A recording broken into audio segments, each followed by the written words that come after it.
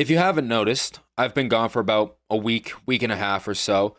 Just took a break, and I mean, you probably haven't noticed because I don't really have much of an audience yet. I'm sure that only the worms and birds outside this window and the bugs that crawl on my desk are the things that are hearing my recording. And I mean, if that's my audience, fine. I'll pander to them. I'll make sure that they get what they need. But regardless, I've been gone for about a week and a half, and I think part of the reason why I did that was not only to kind of give myself time to think on this podcast and think about what I really want to do with it, but also because I needed to kind of take some stress off myself. I even though I don't have a job currently, I do a lot of stuff to kind of supplement that. I do a lot of exercise. I'm still on a really grueling weight loss journey that I'm almost done. I've lost a lot of weight, a ton of weight in a quick amount of time, and I'm trying to make sure that I stay true to that and actually do it well and not take up too much of my mental and emotional capacity in doing so. So I also have friendships I got to balance out. I also have therapy and treatment. I have, this other stuff that I do, this outside, I guess, extracurricular, stuff to do in my life, just out of hobbies. And it takes a lot out of you. And to kind of balance out a podcast where I have to make sure I'm as up as I can be so I can at least articulate how I feel. Even if I don't feel that good, at least, say it. I have to make sure I do that in a way that's healthy for me, because once people start to draw in, I want to make sure that they really get the most out of this and that I can be up and sharp, sharp like a shark tooth, and make sure that I don't do anything harmful with the words that come out of my mouth, like the foam that spews out, and that foam is toxic and it burns through the skin. I don't want that. I want to make sure that the words I say are pleasing to the ear and to the heart, It doesn't make the heart cry. It doesn't break it. I just want to, most importantly, regardless of all that, I want to make sure that I believe in the things that I'm saying on here. If I'm not in a good state, if I'm not focused on the values that I'm preaching on my podcast, I can find a way to make it so those values align by talking about what I'm going through, specifically with the reflective rambling outlet that I have. But I also want to make sure that it's something positive and that I'm not just putting out all of my venting emotions and hoping that someone hears them and does something about it just by listening, almost using the people listening as an outlet for some unhealthy thing. I don't want that. If I'm to spew out rhetoric about something negative, I want to have a positive spin on it. And if I'm deep into stress, it's going to be hard to do that. And I have actual therapy for that shit. I don't need, to put my full life into this podcast in such a way. I can do that in a way that's reflective and positive and analyze and pick it apart and then put the pieces back together and say, voila, here's a nice stew for you, a stew of emotions and thoughts. That's what I want. And I wasn't really able to do that correctly without stressing myself out too much, so I ended up taking a break. And during that break, I learned I would say a lot about what exactly drives me to come up with plans and what narrative do I tell myself when I do want to do something or don't want to do something, and kind of what are the core issues that make it so I do or don't do something. And I found that's really complicated because it's never so simple in what exactly is going on with my life. There's stuff that I still unconsciously can't see.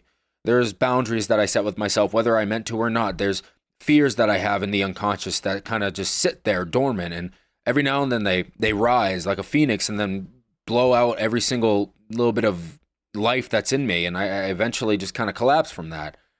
There's a lot of stuff that I kind of have to deal with that I'm not aware of, and I've always known that, but it's kind of, I wouldn't say disheartening, but I don't know, it's a little strange to keep running into that with all the work I've done.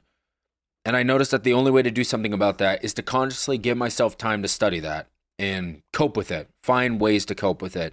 And so I did that. And I noticed, for example, the excuses I make on certain things, the story I tell myself that makes me do something or not do something. Let's say if I didn't want to do leg day at the gym or something, I'll say, oh, well, I run and play basketball a lot, so I don't want to injure myself. Sounds valid. In fact, it is valid. But instead of adjusting my lifestyle, I decide to just not really do one thing that would tamper with that. I'm so tied down to the way I do things. I'm tied down to the routine and to the attachment I have to specific things that there's no room for adjustment. And that's not something that can work, because then I can't compromise. That happens with both myself and myself with others, but more importantly, or at least more specifically, rather, right now, it's happening with myself. And I wonder how much I'm willing to give up in my life in order to pursue something important to me, whether it's this or anything else, whether it's a relationship with another person, even. That's something I've been thinking about. What am I willing to not even sacrifice, but just adjust? And if I'm not willing to adjust anything, where do I go from there? What path am I going down? Am I just going to give up and turn around, or am I going to actually be okay with moving forward? I don't know. I really don't. I'm not going to pretend I do. And it gets kind of disheartening. That's truly disheartening when I see that. Because following my heart in my life, it's just got to stay consistent. Because that's a big thing with me. I like to trust my intuition and that it's going to work out as long as I stay true to the tools I've, kind of gathered for myself and use the right coping skills and make sure that I'm smart about everything and diligent in that process while also being gracious with myself and, having ease and patience. But there are certain things that I can't do that with yet. I just can't. Not yet. And that's an important part. And I guess in a way that's part of following my heart, right? Is allowing myself to be okay with not being able to do everything in the way that I hope I can. And so when I try to think about life as something that, I have to make sacrifices or compromise or adjustments to, I have to be balancing out a world that both wants me to push forward and also stay in the place that I am. And it's hard to kind of express that correctly, but if I was to equate it to anything else, it would be kind of like if you have a really stable job. I was actually talking to someone about this. They were saying the same type of thing. Let's say you have a really stable job, you get a lot of gratification out of that. You've done so much with your life to help people, and now you kind of want to make sure that you stay true to yourself, be independent, and make sure that life stays that way.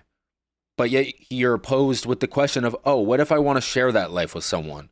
What if I want to go into a relationship and all of a sudden the responsibility is almost doubly so, And that question, it really was, bugging him, and it honestly bugs me too because I deal with it. I'm a workaholic, I'll admit that. It's a very deceptive workaholism, but it's there. I don't have an actual employed job, but I like I said, I supplement that with so many other things. And he seems to be, I won't call him a workaholic because I don't know, but he seems to be in that state where it's like, I have so much going for me. I'm speeding down the highway and I don't want to take a sharp turn because I might veer off and then crash, It's like, that's what happens often, We don't exactly just make a sharp turn and all of a sudden we're going the other way. We flip out and we fucking die. That's basically what it feels like when we change things out of nowhere. And I guess I would rather wait than do that. Just like how I'm sure he would. I even told him that he should, If we just go down this trajectory, hopefully, the perspective we have, it'll change enough for us to feel like we can do something different. We can't predict the future. We can't see past the horizon until we get to the dip, And once we get to the dip, we see much more. I think that's something I'm dealing with now. And that break from this podcast allowed me to do that because, one, it helped me stay okay with the notion that I can take one thing at a time and not really rush to it, but also that the excuses I make that cause me to do that, to either rush towards something or not rush towards something, a lot of times they're invalid. And really all I got to do is stay true to what I feel and whatever seems right to me. Because I'll make a lot of excuses about life as a sort of way to protect what I'm doing. Like I was talking about, I'll stay protective over the lifestyle I'm currently living, for example. I won't want to get a relationship because one, I don't know if I can fulfill those needs with my current financial state, my current emotional state, or anything. I don't know. But what I do know is that if I protect what I'm in right now, I can stay true to that and I'm safe. And this thing works for me. And then I'll come up with a bunch of excuses for that, not realizing that those excuses are really just meant to protect what I'm doing now. But eventually my perspective broadens. And what I'm doing now not only is something I can change, but maybe doesn't even work for me. And then that kind of becomes confusing. Because what if life and everything I'm doing, it's really just meant to kind of go in a different direction, one that I currently don't want to go. What if I eventually get to that point where it has to go that way? Let's just hope that I enjoy it, right? Let's hope my perspective has shifted in the way that allows me to enjoy it. And maybe with whatever new thing comes, whether it's like a relationship or whether it's a new hobby or a new job even, maybe I can gain something from that that comes back to the main things that are important to me. Maybe life doesn't have to be so straightforward and linear. Maybe it can all loop back, just like how everything that I do in my life loops back to this microphone that I spew out spit into, and the spit turns into words, and then the words turn into an episode. Maybe I can do that. Maybe life can be that. And taking a risk and not making the excuses that cause me to stay stagnant within a certain realm, maybe those things can go away and I can live further. I can live more, expanded, broadened.